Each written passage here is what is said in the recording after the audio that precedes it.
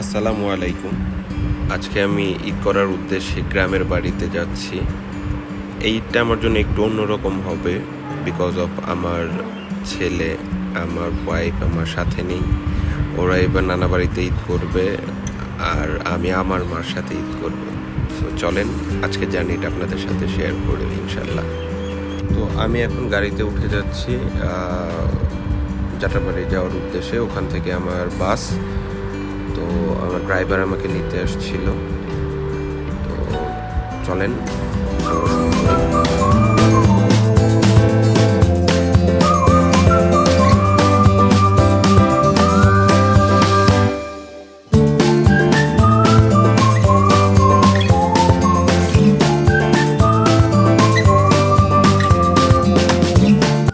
আমি এখন কাউন্টারে বাসের জন্য ওয়েট করছি। একটু পরেই আমার বাস ছেড়ে যাবে গোপালগঞ্জের উদ্দেশ্যে।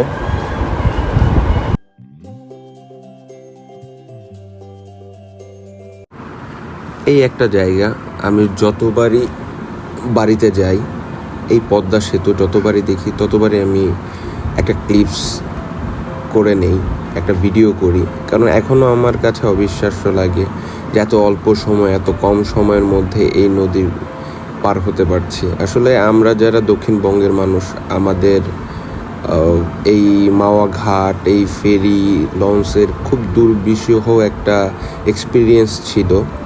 সেই কারণে এই ব্যাপারটা আমাকে সবসময় ভাবায় যে হ্যাঁ, আমরা আমাদের লাইফটাকে চেঞ্জ করতে পারছি ইনশাল্লাহ। এই তো গাড়ি থেকে নেমে গেলাম, আর একটু সময় বাড়ির দিকে রওনা দিলাম ভ্যানে করে। অনেক দিন পরে ভ্যানে উঠলাম, খুব ভালো লাগছিল।